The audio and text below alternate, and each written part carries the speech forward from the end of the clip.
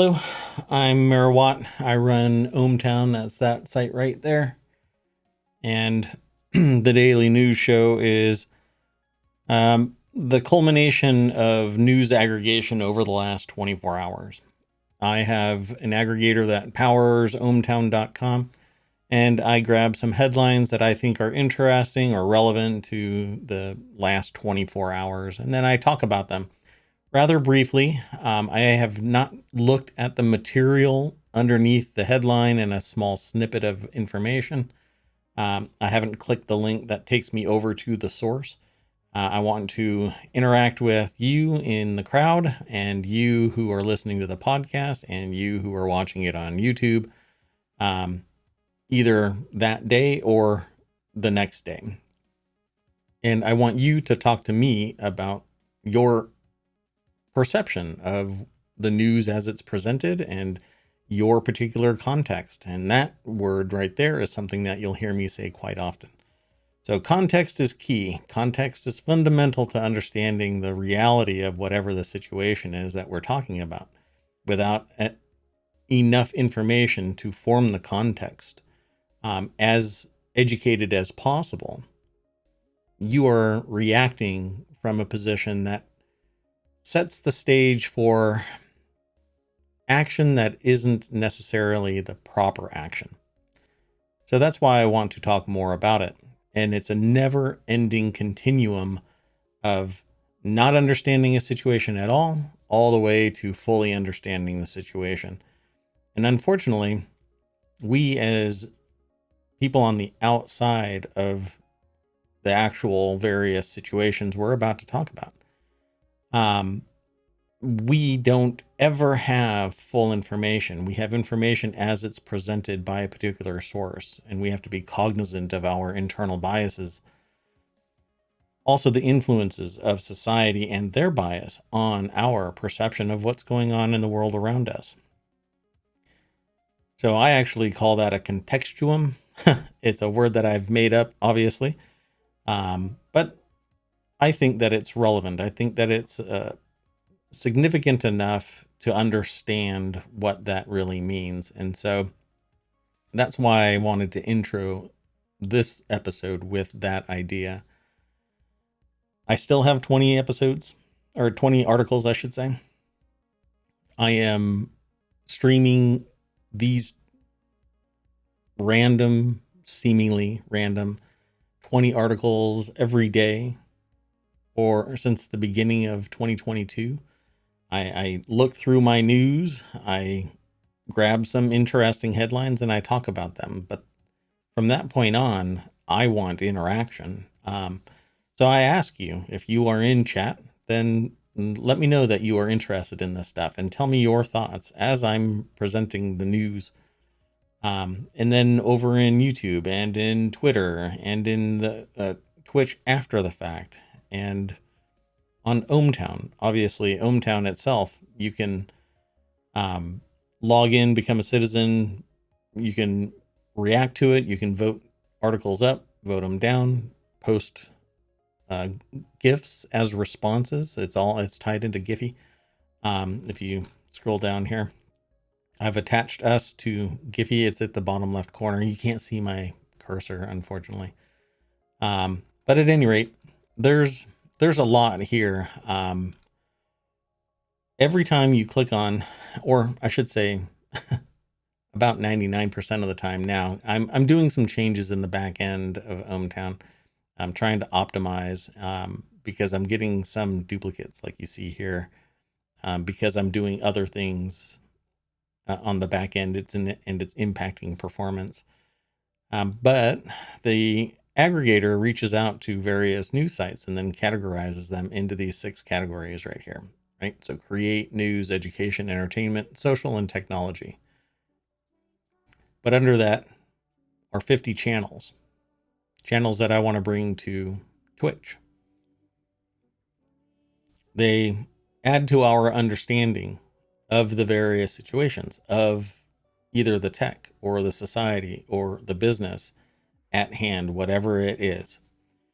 And some of this is very grandiose, like what's happening right now between what is essentially the world, Ukraine, and Russia. Some of this news relates to that because it's an ongoing concern. A lot of people are raising more and more concerns about nuclear responses if more nations reach into trying to stop Russia from taking over Ukraine, which I think is ultimately the goal, the entirety of Ukraine, not just the acquisition of the Donbas region. But that said, we'll never really know all of the real rationale for the conflict. We'll have our perceptions, but we don't know. But that's what this is all about. Conversation, talking about it, presenting the news, and then discussing it in some way. Not everybody really appreciates this type of discussion, so I'll end it here with that and talk about the news. But a warning, there are some articles that relate to the conflict that's underway. That said, let's get on with today's show. So this is the episode for March 6th, 2022. The links will end up in the chat and in the description and everywhere that the podcast goes. Excuse me. And on YouTube, it will be there as well. I'm trying to catch up with the old episodes while I'm doing the new episodes. So this episode will go up either later tonight or tomorrow. It depends on how fast I can get it done. So on with the show.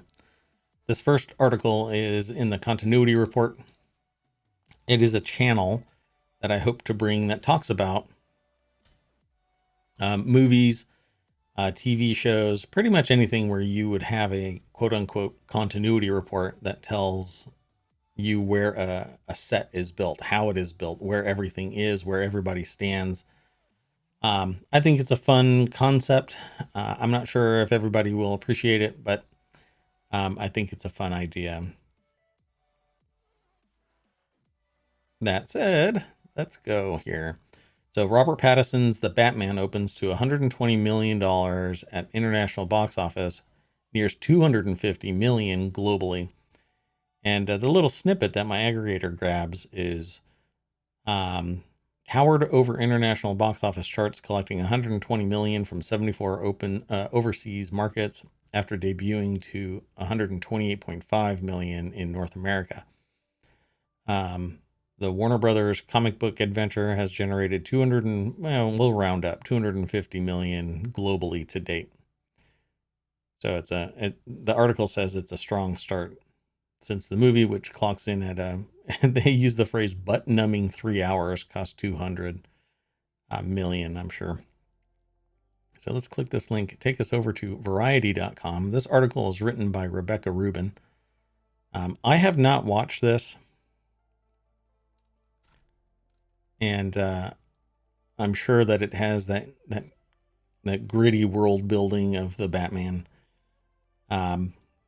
And it has been made again and again and again and again and again.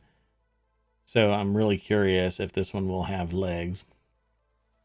The article says that the Batman doesn't open in China, which is currently the world's biggest theatrical market, until March 18th. Well, it has a huge population, so I'm sure it is the biggest theatrical market. It won't play at all in Russia, according to the article, because Warner Brothers has opted to pull its release following the invasion of Ukraine. That will hit its bottom line, but once everything settles down, who knows what the end result of Ukraine's the Ukraine action is. I don't know how to describe it other than an invasion. It's really rough for me to even put it in any other context. But knowing some history behind it adds further weight to that statement. Anyway, this movie has a huge following simply because it is a comic book hero, the Batman, and the DC universe, kind of like the Marvel Cinematic Universe. DC is trying to build that world building environment and roll it out to more of its particular breed of superhero or conflicted superhero. So what do you think? Do you think you're going to go and see the Batman? If you are in Apple iTunes and you purchase and download movies or anything like that, then you'll see that you'll eventually gain access to it. You can actually get these movies down here, like Sing 2 in Apple. But I'm surprised that anybody is really going to movies at this time still. A lot of the COVID stuff is falling away, but let's continue on. So this next article,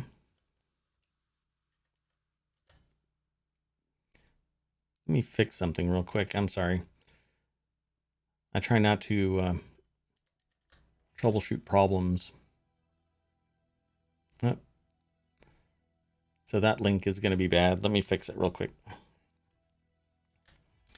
Okay, so this next article is over in the Warcrafters channel. You know, I'm really sorry. Did I say? Yeah, so Rebecca Rubin wrote that article. Okay. So this next article is in the Warcrafters channel. This week in PC gaming, Core Keeper, Assassin's Creed Valhalla, Ragnarok, and Distant Worlds 2. I think Core Keeper is going to be a blast. Assassin's Creed is Assassin's Creed. If you're into the Assassin's Creed line, then you'll love Assassin's Creed Valhalla. And I saw Distant Worlds, but I didn't play it. But let's click this link and take you over to PC Gamer. Lauren Aitken is the author. This week it's all about strategy and resources. I'm going to pause this video. The video actually is going to have little snippets of the article, the games in the article. And it says, this week we're talking about building, base building and Core Keeper, kicking Jot Noir. And it says ass. I hesitate because I don't label this as adult content. So you're going to be kicking butt. There you go.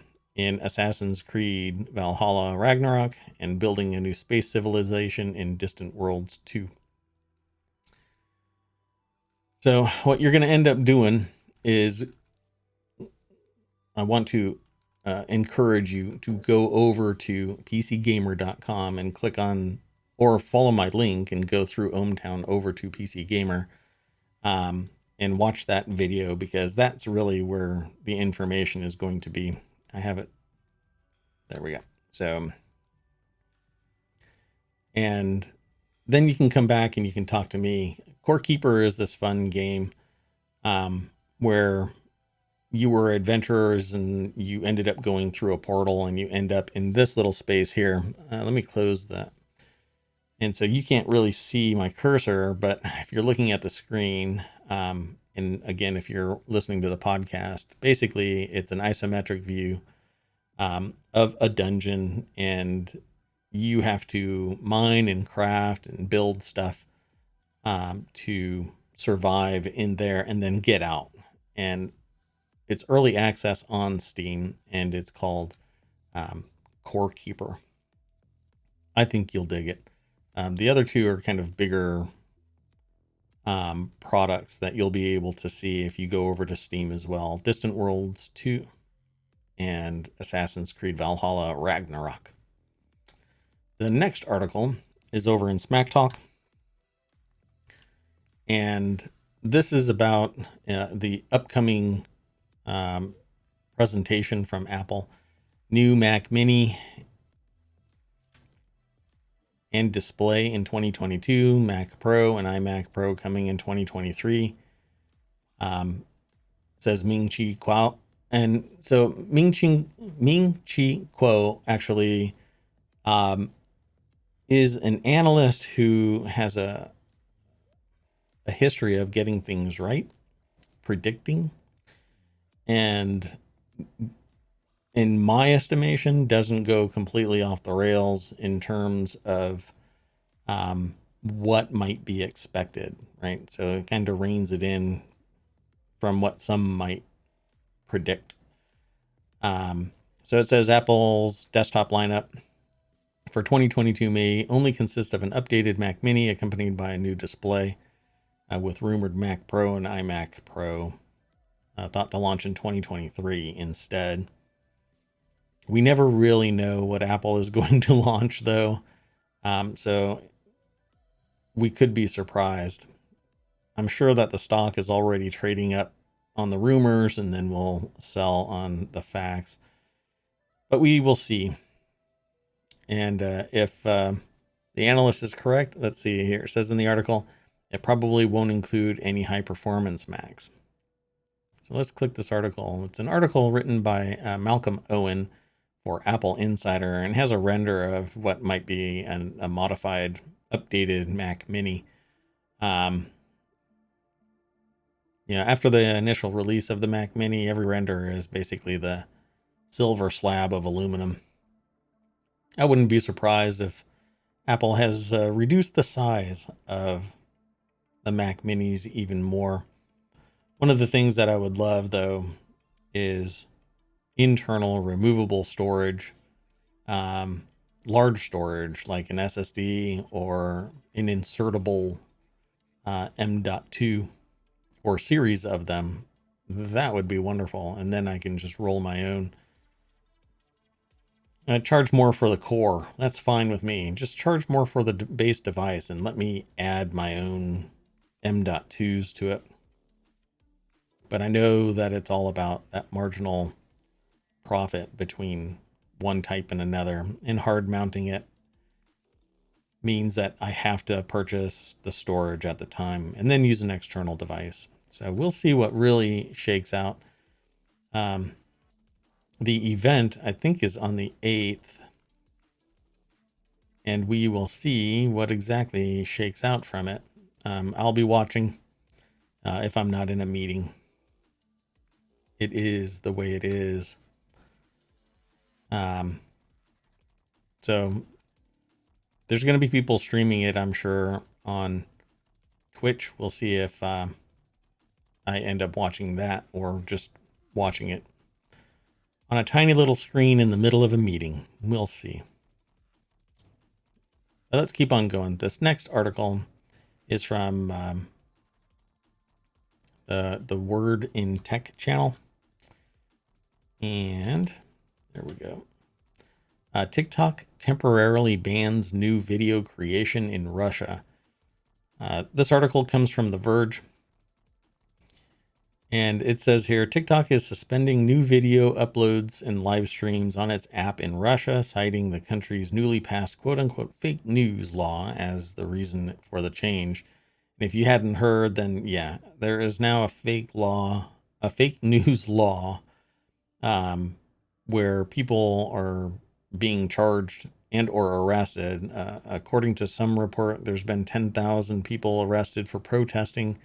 Who knows how many of them are actually going to be charged with something about fake news.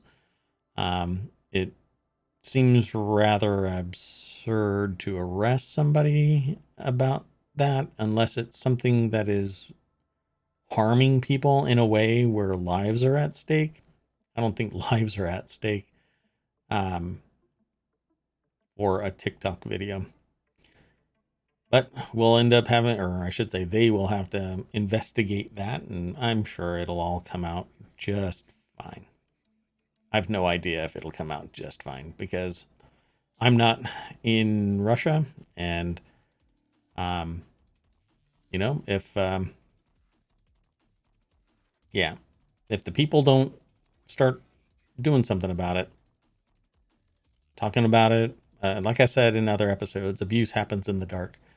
But let's click this link, take you over to The Verge. Emma Roth wrote this article, and it says, in response to Russia's fake news law, TikTok is suspending uploads and live streams, because this will get used against the person in myriad way. And I think it's a real shame, because it basically is a silencing move. Plain and simple. If you post something and somebody doesn't like it, they can leverage this fake news law against you. And it's fines and up to 15 years behind bars for spreading quote unquote false information about Russia's military, or for publicly calling for sanctions on Russia. Yeah. You are not allowed to talk about it.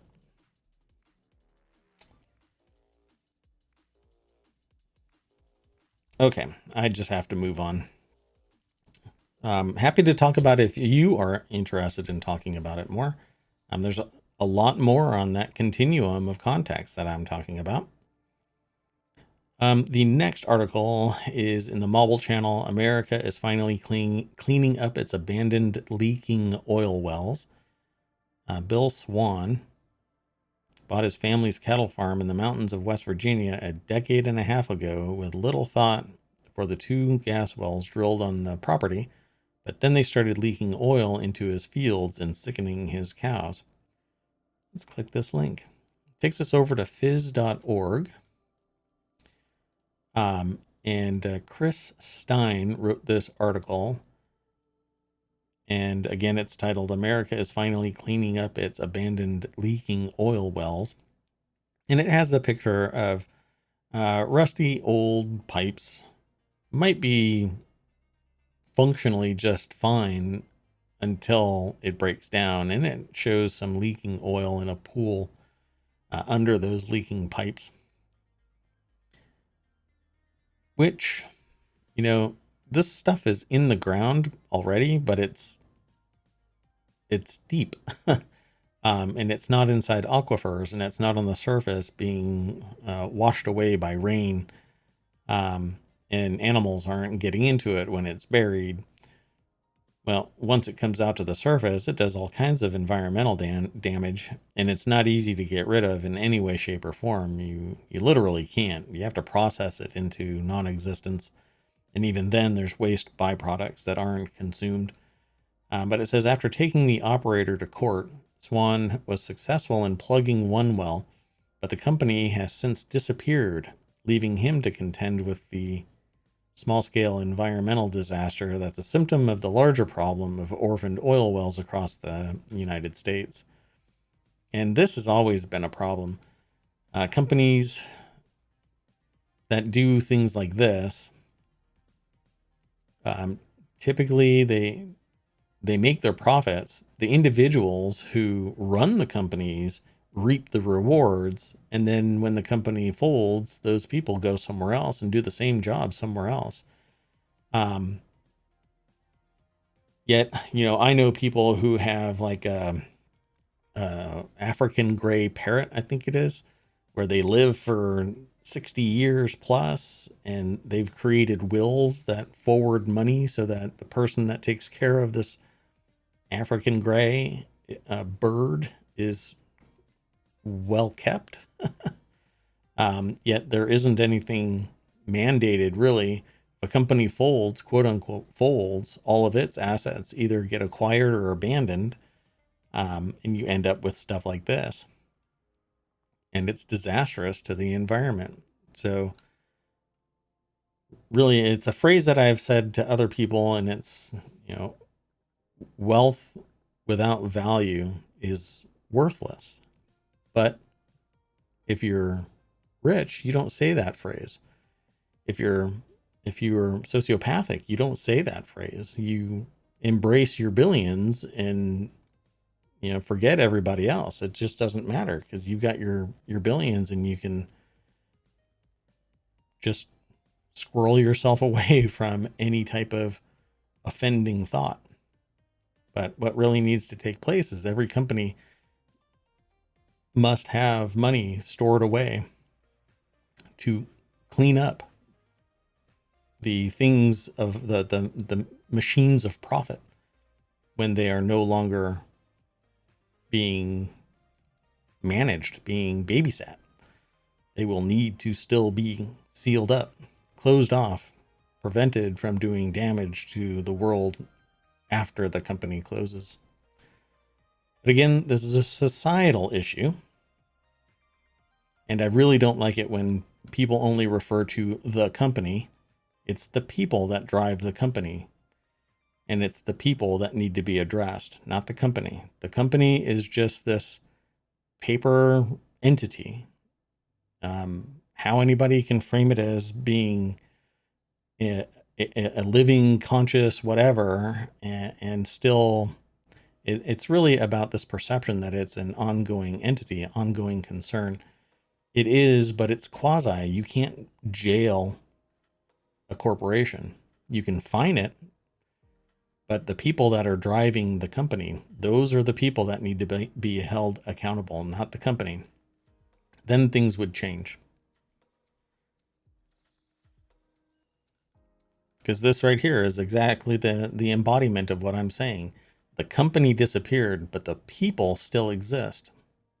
The people that drove this machine still exist, and they need to be charged. So the next article, and I'm going to move on. I've got an hour to talk to you about all of this news, and we can talk afterward, maybe, if you are oh so interested. The next article is in the Mobile channel, Developing a Freshwater Health Index. The snippet is NASA Earth science satellites and other remote sensing techniques can fill in information gaps, but scientific data is just one piece of the larger puzzle when it comes to sustainable water resource management. So water is or clean, drinkable water is a pretty finite resource, right? We have a ton of salt water, but that has to have some process applied to it, which is typically really expensive, and utilizes resources that could be used somewhere else. So if we keep our water clean, our drinkable water clean, unlike those oil wells in the previous article, we will be able to maintain ourselves for a longer period of time. But we're contaminating even the seawater. We're contaminating rivers and lakes. And now we have environmental change that's draining freshwater lakes, at least in the United States. And I know in other countries, it's just something that I don't have a lot of knowledge of. This article is for phys.org, written by Aries Keck from NASA. The article says, what's needed in addition to data are strategies for information sharing, financing, and cooperation among the varied decision makers in a watershed. That, according to a paper published in the January 17th edition of Nature Scientific Reports. And there's a quote here. We as a scientific community need to take another step translating the science of climate change to assist stakeholders and water managers to achieve sustainable water management. This is the lead author of the paper, Ibrahim N. Mohammed of the Hydrological Sciences Laboratory at NASA Goddard Space Flight Center. And this is a fact, right? So there's a water cycle, and it even says it right there. That's interesting. Earth's climate is changing, and one of the main impacts we are seeing is on the water cycle. So if we don't have a functioning water cycle, then no fresh water will end up in rivers and lakes, in subsurface aquifers. If we contaminate it through fracking, drilling oil through an aquifer, because you're seeking profit, not necessarily environmental stability, or you drain something and the subsurface collapses enough to drain the aquifer down into the previously filled oil store, you end up basically contaminating a water supply for a whole host of places. And that's a real shame, but we have science that can review various areas and build a better understanding of where the water is, so that we have long-term management and mitigation of the impact on our drinkable water. And it can be applied around the world. It doesn't, although I'm in the United States, it can be applied everywhere, anywhere. And that's really the key to society being able to interact. There's a lot of geopolitical borders that have been put up that don't really align with the societal requirements, right? But if we look past all of that, it's so naive of me to say out loud, but I still, I understand the real human implications of what I'm saying. And that the world just doesn't seem to be this way, but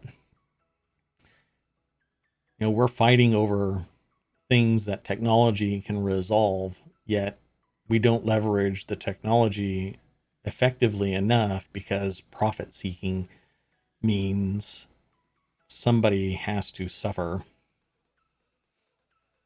because you don't get rich by giving your money away. So I'm going to have to continue on with the news. This next article is in the Daily News Show. Again, it's a Russian related article, and although they don't turn up everywhere, they will be in the news until the conflict ends. The Daily News Show aggregated this article titled "Russian Invasion Bolsters Case for Ending Use of Fossil Fuels." And the little snippet says, plus the unbearable whiteness of how Western journalists cover a war in Europe. I won't go into great detail about this conflict. We see it. If you haven't seen it, then just go to YouTube, go to Reddit, go to Twitch, look at the politics channels in Twitch. Yeah, I report the news and I give my particular context to it. I'm very overt about this, but I really can't say anything other than this is an unprecedented invasion. So people are kind of talking about this. This is a commondreams.org article written by Will Bunch, by the way. The problem with speaking about this from this context, and then tying it to the unbearable whiteness of how Western journalists cover a war in Europe, to me, reporters should just report the information, and that's really how it should be. With everybody very aware of their bias and don't sensationalize it, but we have a history as human beings of loving a train wreck, and if it's on fire, it's even better. To me, it's weird, but it is the thing that gets people's adrenaline going, and getting that endorphin rush by clicking on the link of a headline that is sensationalist. Really, wow, people really love that. They get charged up about it, and people are making money off of just the headline click. In this particular instance, they're talking about fossil fuels, ending fossil fuels. But my perspective of this is that unless it is something like geothermal, sources of power like wind, nuclear can be defended, right, against military action. We see this in Ukraine, but in their particular instance, they were hobbled. They asked for they asked for 400 million in, let's see, hold on. Let me do something real quick.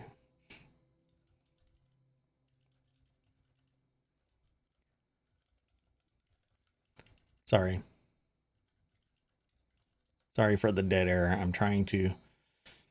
Yeah, so Ukraine asked for 400 million in defense support from the United States, and it was denied. It was hobbled, and then this conflict appeared, and then they received it. But now it's a little too late. They have to get all of these resources in there for their own defense. Ukraine was trending towards joining NATO and the European Union, and that's what spurred this on. That's my understanding. That's my perspective. The nuclear power plant, which is the biggest in Europe, is now under military control of Russia, but led by Ukrainian um, management.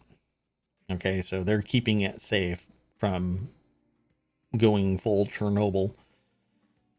That said, ending fossil fuels is not a defensible position at this point, not unless you stick to nuclear, because solar power is not good enough. All it takes is flechette rounds, the same warheads that are being used in Ukraine can destroy an entire array of solar power, thus ending any power, right? And if you don't have fossil fuels to fail over to, you have no power. Wind energy is the same way. All you have to do is cut a cable or shoot one of the blades and it will throw it off center and destroy itself. It's not defensible. So you've got wind out of the way, you've got solar out of the way. Geothermal is great, but you have to have the geography for it. If your ground doesn't support a cost-effective geothermal solution, you're done for. And then all they need to do, somebody, they being whoever it is that's attacking, just has to drop a bunker buster type of bombs that disrupt the ground around a geothermal plant, and that is done. So you're really only looking at nuclear as the solution for ending the use of fossil fuels. And even then, you have to really harden the nuclear plant. So just kind of lobbing this out there. I want you to go over to this article and I want you to read it.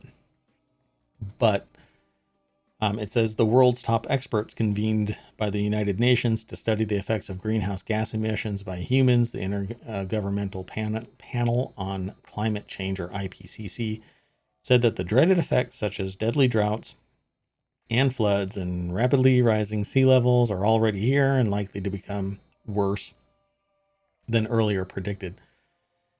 Correct. I forgot the name of it just now, but there's basically a cycle that is going to recharge itself because we are breaking through this temperature where the ocean acts as an effective heat sink. When the ocean's temperature rises to a certain level, we're not going to be able to stop this environmental change onslaught. Temperatures will dramatically increase. Weather will become wildly erratic to what we know currently. And then you end up with, well, let's just say very worse conditions around the world. And it won't end just on our shores in the United States. It will be everywhere. Well, they transitioned through this article from that kind of a statement to, no, Grove's bill is named the End Russian Aggression Act, even if it's not exactly clear how banning Pennsylvania from joining the Regional Greenhouse Gas Initiative, or RGGI, a compact of eastern United States, hoping to speed the transition from dirty fuels like coal to clean energy, and doesn't give an example of it, would stop the advance of Vladimir Putin's tanks. So this is, I want you to go over and read this article. I've read some of it while I've been talking. And I would love to see what your perspective is on this as listeners to the ohmTown Daily News Show. Let me know. And be sure to go over to ohmTown.com and sign in, become a citizen of ohmTown, and let me know there what you think of this article as well. But I prefer, as much as I love the site and people engaging over there, which there isn't much, I really like the discussion in real time. So feel free to throw something in chat. And if you aren't throwing something in chat, uh, send me a whisper saying that something's broken. Okay, so the next episode or channel and article is the Daily News Show. It aggregated an article from Common Dreams. This article is Beware American Big Oil Oligarchs Ready to Profit Off gosh, I can't speak today. Beware the American big oil oligarchs ready to profit off Ukraine war. Will Republicans rally unconditionally to Ukraine's side if it costs us more at the gas pump and raises the price of home heating oil? So, I've been asked about articles like this in the past where it's so overtly biased in terms of its phrasing, right? It's almost inciting because it pits Republicans against ... I tend to want to challenge preconceived notions of a person's perception. Is this the way that it really is? A couple, well, oh, time is flying by. So almost 20 years ago, I created a search engine, basically, that, not basically, it was a search engine, but it assessed personality. And although there's a lot of discussion around personality, the idea of a search engine today is self-referencing. It has a profit motive. It doesn't challenge your preconceived notions. It's popularity driven. And it happens to also end up being factual driven for the most part, right? So if you do a search for somebody, it doesn't give you counter perspectives unless you dig. It gives you popularity driven, profit seeking results. Mostly popularity driven. So in this particular case, this is really inflammatory language. Beware the American big oil oligarchs ready to profit off Ukraine war. So pricing is set, and it will fluctuate based on demand and perceived levels of risk, and then it changes that price. That happens with everything, and it doesn't matter if it's a Republican or a Democrat, or if it's a big oil oligarch or a small-time gas station manager that ups their prices. There's a gas station near me that has outrageous prices all the time, and that's because it's location, location, location. So where somebody sees a chance to make a profit, they will make a profit. If they do something outlandish in terms of profit seeking, then other authorities pay attention to that kind of thing and address it. And society can as well. Just stop going to that particular gas station, go somewhere else. Unfortunately, we do have ultra rich big oil oligarchs, right?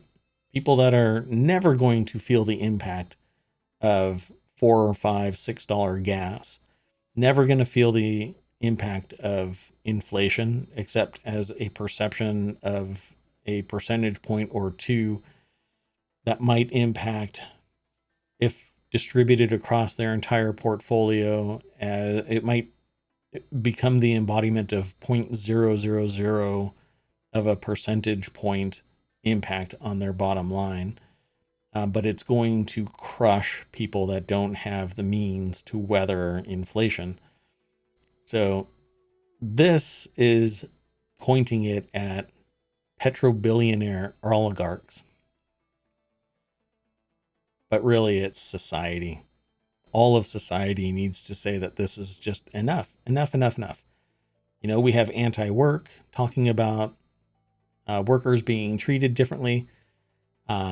We have what's called the Great Resignation, where people are just quitting, and then they're not being counted as part of the workforce. So the unemployment rate isn't as high as it truly is, because if you stop looking for work, you are not counted as unemployed. But this article is going to go into greater detail. And I urge you to go over and read it and then come back and tell me your perception of this article. I will end up reading it. I just don't read the entire thing while I'm here live on the air. Germany's economic minister, Robert Habeck, yesterday told Deutschlandfunk Radio that Germany has now positioned itself to decouple altogether from Russian oil and gas imports. Just 2 weeks ago, this would have been unthinkable, with about 40% of Germany's imported gas and oil coming straight from Russia. And this kind of speaks to what I was saying earlier. If we leverage technology, then that's great. But our current solutions, in my perception, my understanding, they are indefensible in a conflict. You will not be able to protect wind power or solar power. Geothermal can be negatively impacted in a heartbeat. That leaves things like oil and nuclear, both of which have environmental impacts. Let's continue on. This next article is in the Daily News Show channel.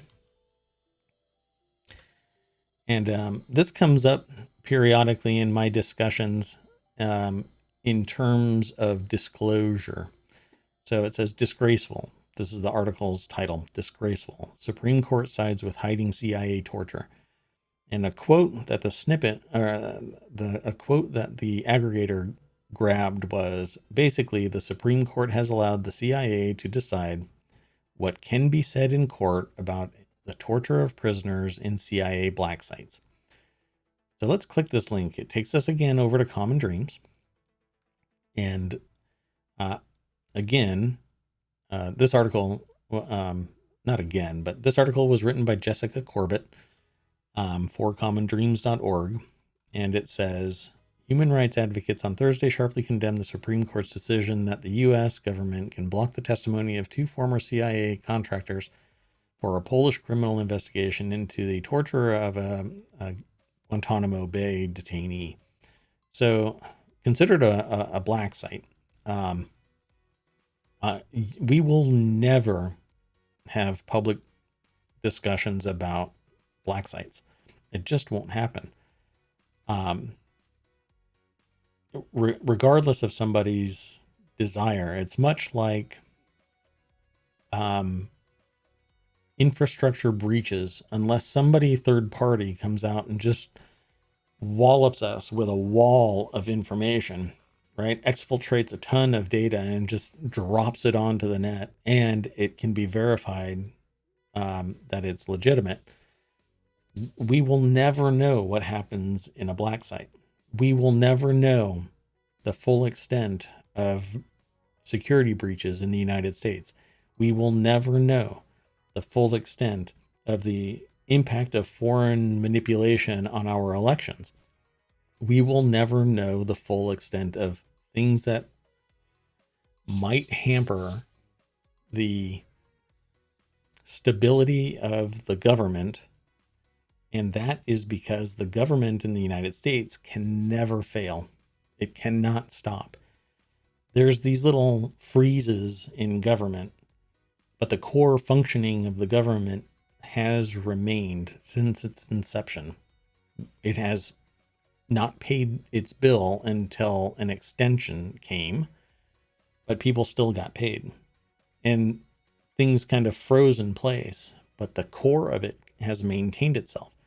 So all of this stuff that might impugn the integrity of the core operating of the federal government will never be fully disclosed, not to the public. There are people that are within government that understand this and know about it, and still maintain it as kind of an era of silence.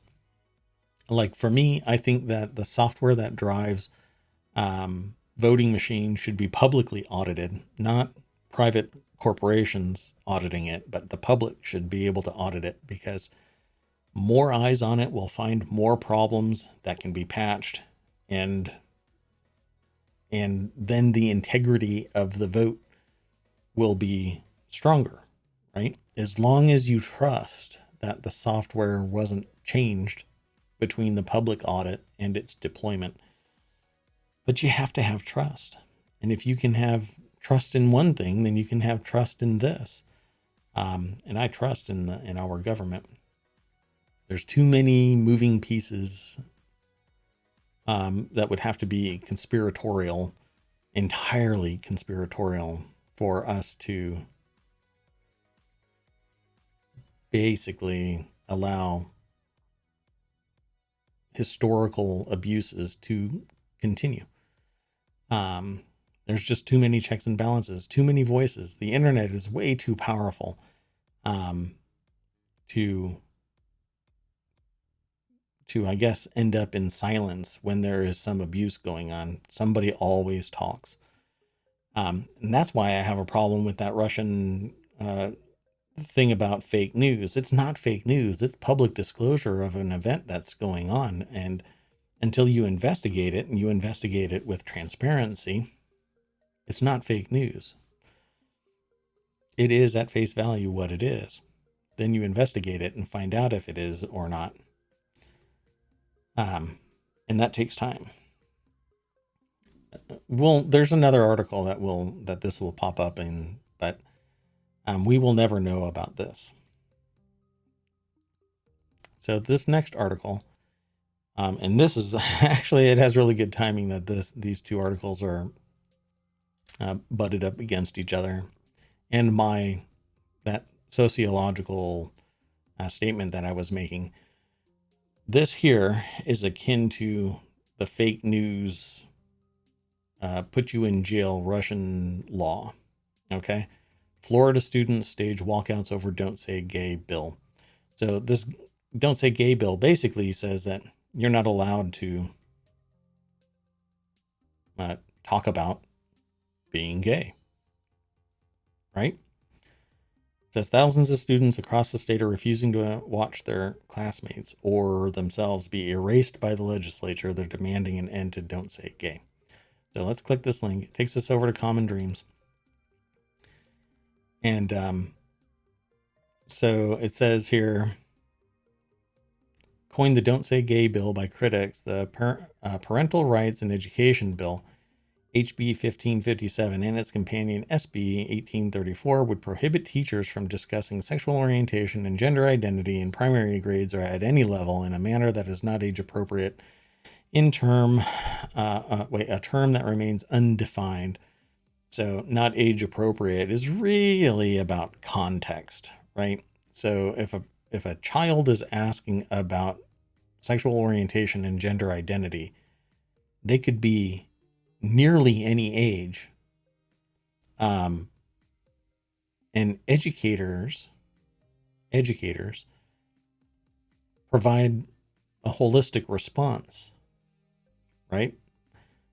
I've had a similar conversation with people about what it means, what it is, why, right? And there's a lot of discussion here. So this article at Common Dreams, sorry, let me scroll back up real quick. It's written by Jenna McGuire, and it has a lot of tweets in it.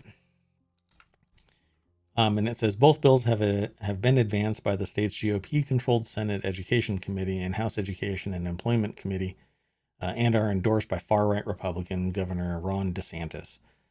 Basically, what this does is it silences any sociological discussion except in behind closed doors, and in venues where it may not be safe to have that conversation. And if you are in an echo chamber, then nothing changes. If all you do is hear yourself say to people of like mind, then all you're doing really is bouncing the idea that it's self-referencing, right? So you're supporting each other, which is great, but you're not being able to change anybody's perception.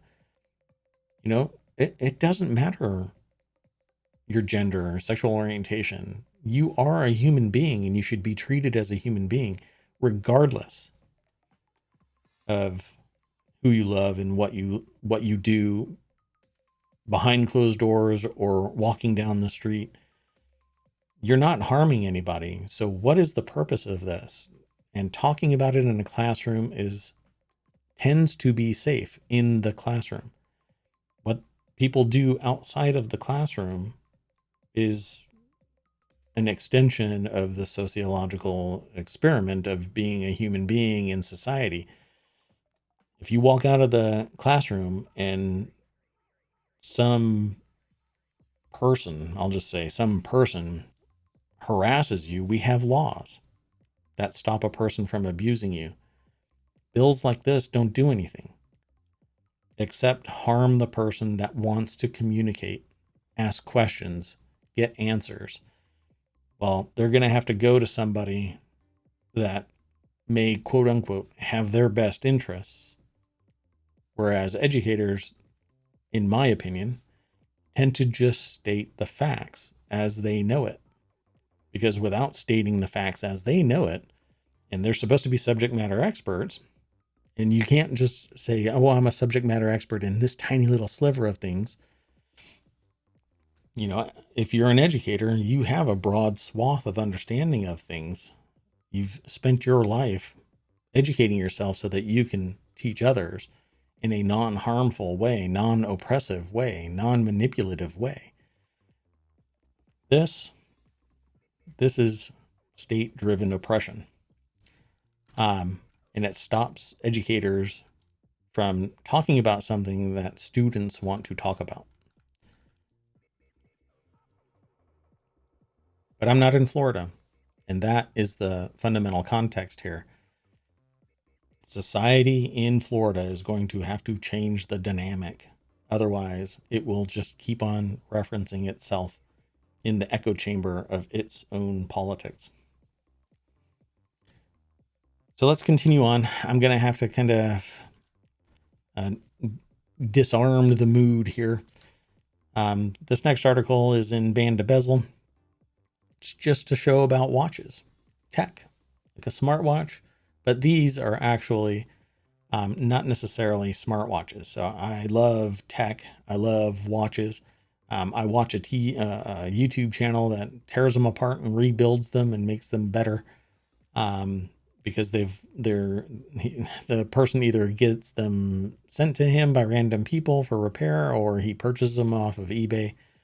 This is introducing the William Wood Bronze Amethyst 5-year anniversary edition. It's a watch. As far as I know, I'll have to look at it because, like I said, although it's been aggregated into Band to Bezel, sometimes this source grabs something other than a watch. So it says it's a young British watchmaking company that started out life through Kickstarter. Interesting. But since then has moved on to become a full-fledged brand. William Wood is dedicated to upholding three key principles in everything they do: upcycled materials, charitable donations, outstanding customer service. And that's a fairly new concept in business, having that social element to it. In all the time of business's existence, it's really only existed within the last 20 years as a key element to a business's mission. So this article is written by Robin Noe. Wow, that's a pretty stunning watch. So monochrome-watches.com is the source of this article, and they always have really brilliant photography. I mean, one of the key things that has always attracted me to this site since I started this project, my news aggregator has been around for years. It just hasn't been publicly driven. I haven't opened it up to everybody. And I've been looking at these pictures going, wow, more people need to see these pictures. So that's why I included this in my show. 1 second, please. But the photography on this site is amazing. They pump up the color or something. I don't know if this is just the natural light and a really good photograph, or if they're pumping up the color. But it's a really nice, to me, nice photograph. Um, anyway, it looks like a dive watch. It doesn't. It's not as large as what you might imagine a dive watch is, but it has that bezel that you can turn like a dive watch. And they have more pictures of it, but it says William Wood was a firefighter with the British Fire Service for over 25 years and stationed in the Newcastle region of the UK, and the grandfather of Johnny Garrett, founder of William Wood watches. The brand pays homage to firefighters across the globe in honor of the risks they take in order to save others. A portion of all sales is donated to charity, and to date, William Wood has contributed over 75,000 British pounds to charitable organizations worldwide. I'd say not bad for any company, not just it says a young company, but I understand their implication there. So if you look at these watches, I need to zoom in on that, on the back of the watch. There we go. That's an interesting case back. That's really interesting. So this particular watch has a bronze case. There's other versions that I think are stainless steel. Let me see up here. Nope, they're all bronze. Yeah, so that coloration on the watch is the 5th anniversary edition. So it's a bronze case and numbered. And it looks really neat. It has an interesting patina on it. Kind of smacks really close of kind of a rose gold material. Well, it's a limited edition, 55 pieces, and you can purchase it through William Wood at their website. It's $1,135 euro. Sorry, pardon me, not dollars, but euros. And you can get them today. So go over to williamwoodwatches.com. But before you do that, click that link. Go over to ohmTown. Vote it up, vote it down. Make a comment. Go over to Monochrome Watches. Appreciate the entirety of that article. And then go buy your $1,100 watch. The next article is in the Daily News Show, which is this show, formerly. How AI-powered tech landed a man in jail with scant evidence. And we've got a few more articles. We're running a little long, but that's okay. A 65-year-old grandfather sat behind bars for nearly a year accused of murder. So let's click this link. This is an ABC News article, and it says his 3 daily calls to her had become a lifeline, but when they dwindled to 2, then 1, then only a few a week. Wow, the 65-year-old Williams felt that he couldn't go on. He made plans to take his life with a stash of pills he'd stockpiled in his dormitory.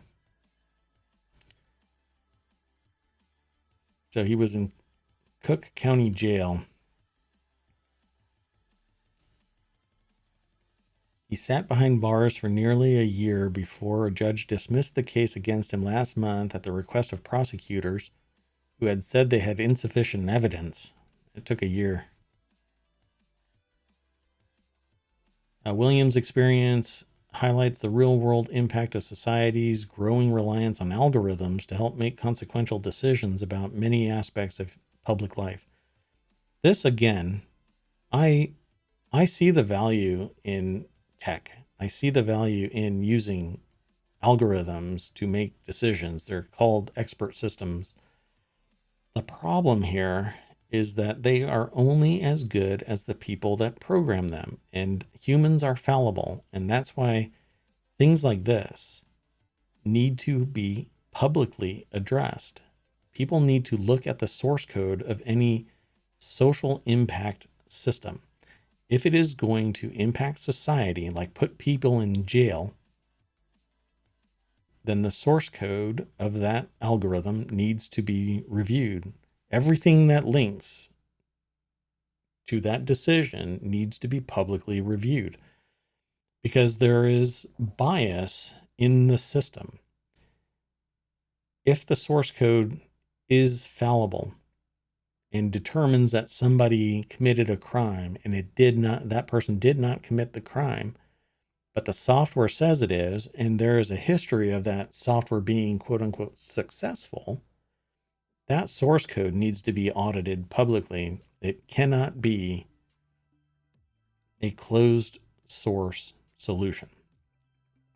Just like voting machines needs to be audited before and after an election, make sure that nothing was tampered with. I understand that there are people that are using that as a claim to say that the 2020 election was stolen. That's not my claim. My claim is that the source code needs to be publicly audited. Just like this. It says ShotSpotter evidence has increasingly been admitted in court cases around the country, now totaling some 200. ShotSpotter's website says it is a leader in precision policing technology solutions. So if you don't know what ShotSpotter is, basically it's an algorithm that detects where a shot might be coming from, and can discern to some degree what the shot is. This is actually, it comes from something referred to as tactical to practical. So this first got its shot, so to speak, in military circles. So if it's used in a battlefield, it can actually detect where a shot comes from, and notify the combatants that this is where the shot came from. Because if you get, and I've actually seen video of this in action, a soldier gets sniped, but they're wearing a helmet. So they actually get hit in the head, but they don't know where it came from. But an algorithm, a program can detect based on antennas in the environment that are connected to things like ShotSpotter. I'm not sure if it is actually ShotSpotter used in the theater, but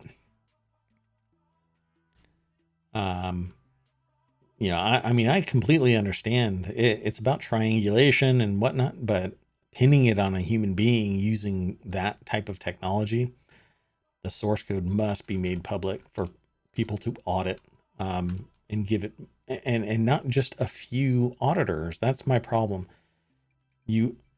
Source code is only as good, programming is only as good as the programmer or programmers.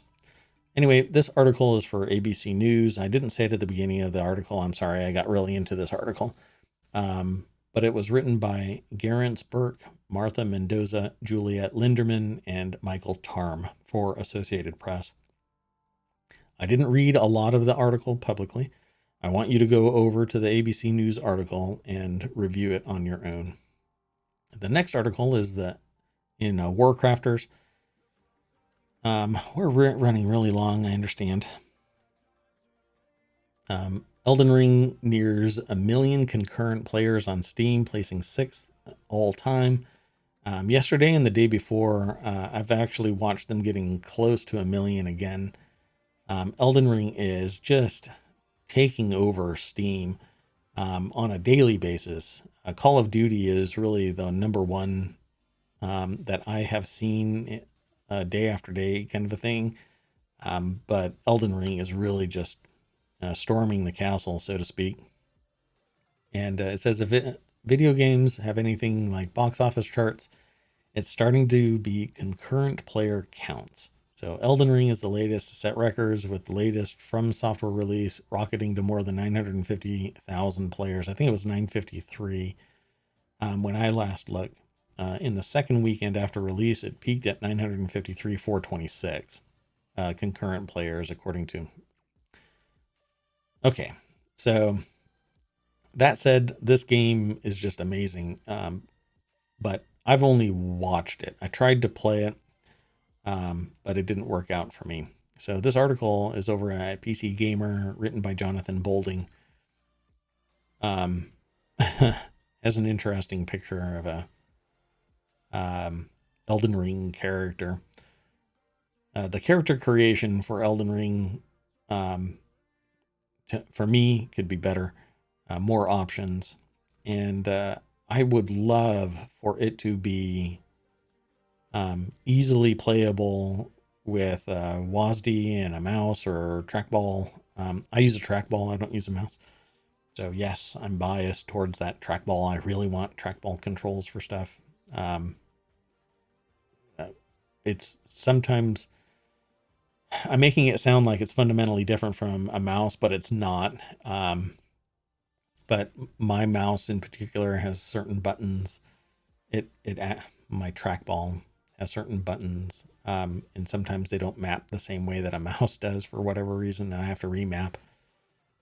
I'm not sure why I'm sharing all of this, but anyway, for me, Lost Ark could not be played with a keyboard and mouse. Others apparently do just great, but you really need a controller. So get ready with a controller. Anyway, really fun game, massive. I want it to be an MMO. And I know that there are people that have already told me everything is an MMO. I'm like, well, a good thing is a good thing, and having too much of a good thing is just a lot of a good thing. Not too much when it comes to MMOs. I really dig it. But, there isn't anything really buildable in Elden Ring. So it's not a base building game. It's basically you are the base, and you carry around like just a ton of items. Anyway, Elden Ring is still growing. So go check it out. The next article is again talking about the Russian-Ukraine conflict. It says here, Russian war in world's breadbasket threatens food supply. This actually has some impact on all of the world. This is an article that my aggregator threw in the Daily News Show, so it's apropos that it's in here, but let's click this link. This is an ABC News article, and it says, the Russian tanks and missiles besieging Ukraine also are threatening the food supply and livelihoods of people. And let me pause this. Of people in Europe, Africa, and Asia who rely on the vast, fertile farmlands known as the breadbasket of the world.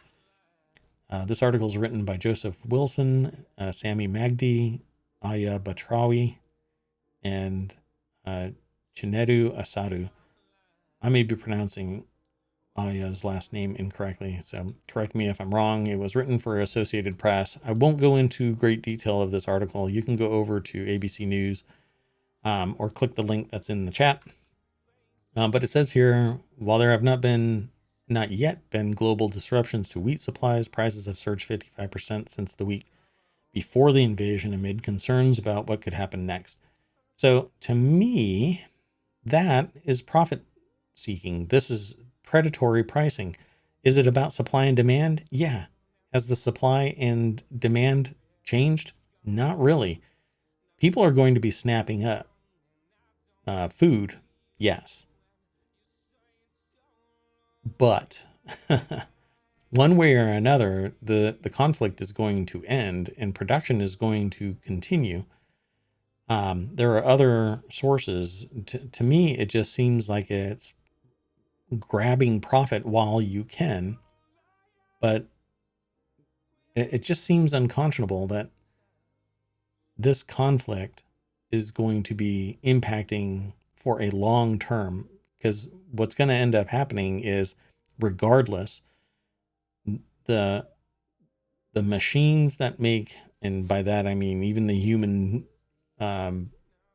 producers of the supplies, everybody's going to end up going back to work, and the machinations of supply and demand are going to continue, jacking up the prices. Just it always, and I am a capitalist. I believe in the business process. I believe that a person should be able to price their products according to supply and demand. It just always seems unconscionable to raise prices because a pending conflict is going to occur. And then, and I'm not talking about just that. I'm talking about storms coming and prices get driven up.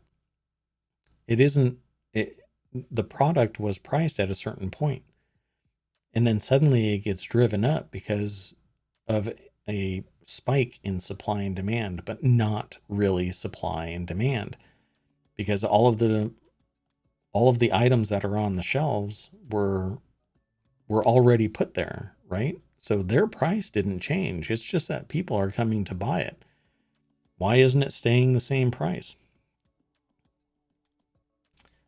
Now, I understand supply and demand. Yes, I understand the impact of the conflict. But we don't know what the result is going to be. And they're saying it itself. While there have not been yet global disruptions to wheat supplies, prices have surged since a week before the invasion amid concerns. That's profit seeking. I mean, it's surge pricing based on a conflict that's in some other region. Well, the suppliers should be finding alternative sources to lower the impact of it. But that's not what's happening. So who's raising the prices? Might be my naivete regarding, global business, social, but it's the human person, it's the human being that's deciding to raise these prices. It isn't a machine. It isn't an alien overlord that's raising the prices. It's human beings. Would you do that to your neighbor? Would you charge your neighbor more simply because there is something going on 2 streets over?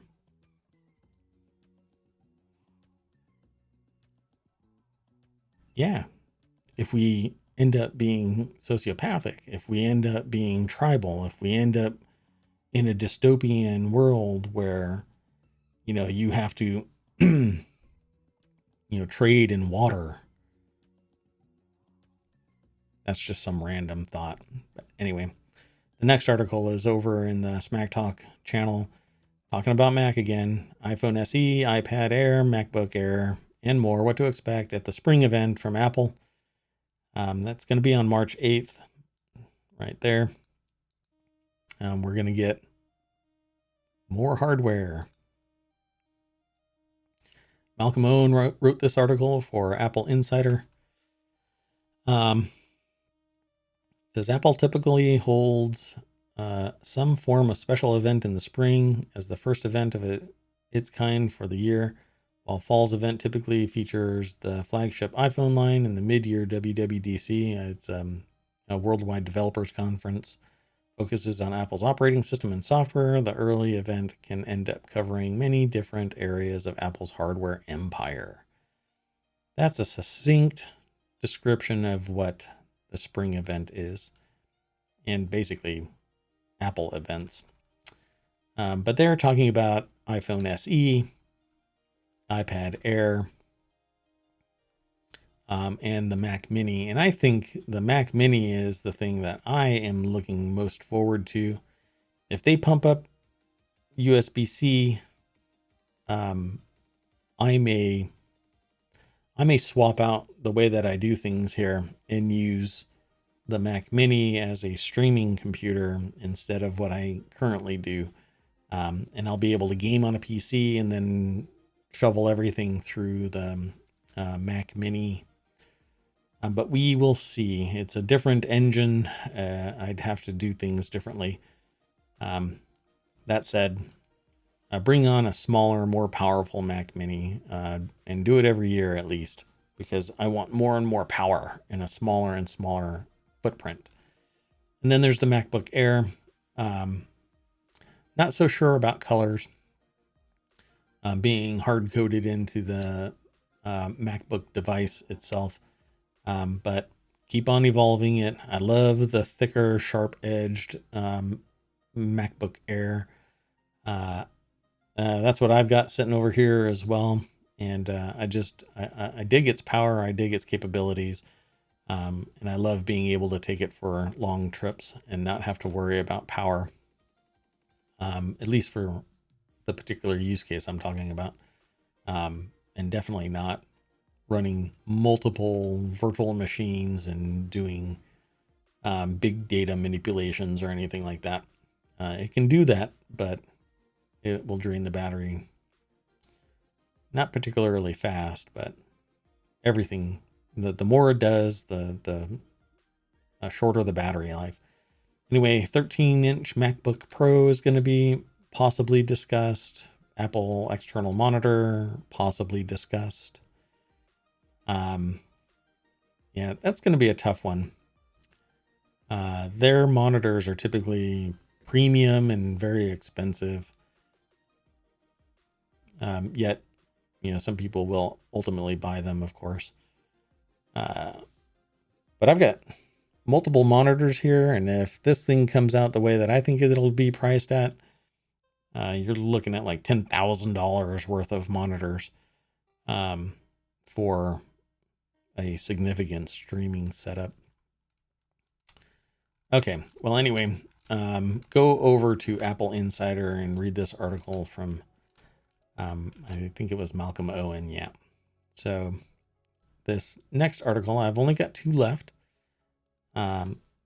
This one is in the Daily News Show as well. And I thought it was so weird I had to bring it up. It has nothing to do with global news, but it says a stolen box of human heads investigated by Denver police.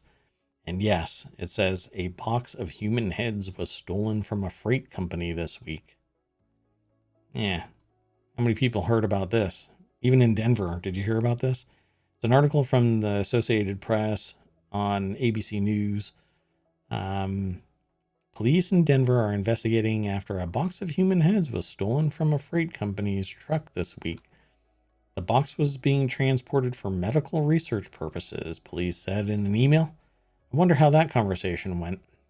The blue and white box was marked with a label that said, exempt human specimen. And a dolly was also stolen from the truck. So now you know. Oh, wow, that is weird. Okay, so it says someone broke into the truck while it was parked between Wednesday afternoon and Thursday morning, Denver television station KDVR reported. KDVR? Like cadaver? That is weird. They must have just been chomping at the bit to report this, considering it's human heads being stolen from a truck. Why would you steal human heads? Anyway, that's that article. And then the last one is, I saw this video, and when I saw the article, I knew that I had to bring it up. This is in the Daily News Show as well. Let me throw the link in chat. This video ended up out on Reddit and other news sources, and I was astonished that anybody anyway, so let me make sure that this is the article that I think it is, because it says a teacher accused of slapping student charged with battery. A northern Indiana teacher is accused of striking a student across the face. Let's click this link. I think this is the one. Yeah, a judge on Friday found there was probable cause for the charge against former Jimtown High School teacher Michael Hosinski, 61, of Osceola. I'm not sure how to pronounce that, so correct me if I'm wrong. It's an article from ABC News, written by the Associated Press. And it says the offense is a felony that could carry a sentence of 6 months to 2.5 years in prison. So if he's actually convicted of it, 6 months, unless the judge lowers the infraction or the offense, or the sentence is lowered. The student told an officer that Hosinki followed him down a school hallway. Yeah, and I saw this. Okay. So this guy didn't just slap him. He slapped him hard enough to bounce his face off of the wall of the school hallway. And when I saw that, I was astonished that that guy was still standing in the hallway when other people walked by him, um, trying to figure out what happened. And apparently the students that were in the classroom came to the instructor's defense, as did others regarding this incident. Um, and it said that the student said Helsinki grabbed his book bag, then hit him across the face with an open hand, causing his head to strike. Oh, yeah, there it is. Strike the wall behind him.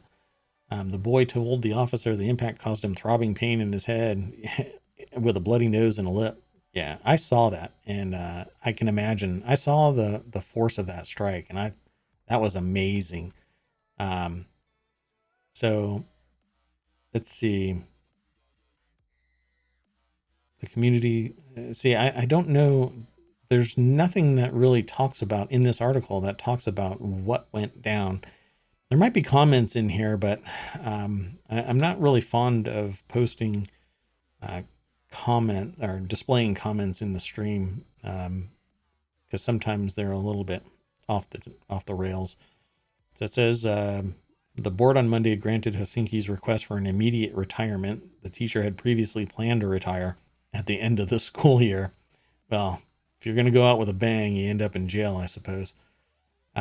There, other than defending yourself, and even that, yeah, I agree there. Only defending yourself. If you're defending yourself and you're an instructor, if you're a professor, if you're a teacher, an adjunct, whatever you are, if you're dealing with students, the only time you should be touching a student is if you are defending yourself from an attack. No other time. There's absolutely no other reason. Defending you or another person from direct harm. This guy chased the student down the hallway and smashed his head against the hallway wall. So his retirement is all but guaranteed, along with some side benefits, apparently. He should never have touched that student. Anyway, that is the culmination of this show. And I want to bring you back to the front page and click this link. And if all goes well, I didn't break anything with my changes over the last 24 hours. I'm actually processing just a ton of data right now on the site, on its back end. So you might suffer from some slowness. I am continuing to investigate all of the things that might be impacting performance. But what happens is every time you click that logo, you will refresh the front page and more information, more articles, more opportunity to communicate what is happening in the world, particularly in those 6 categories, right? Create, news, education, entertainment, social, and technology. And feel free to come back tomorrow between 6 and 7. I ran really late today, but I wanted to talk about all of this in greater detail. So thanks for coming. I'll see you tomorrow. Bye-bye.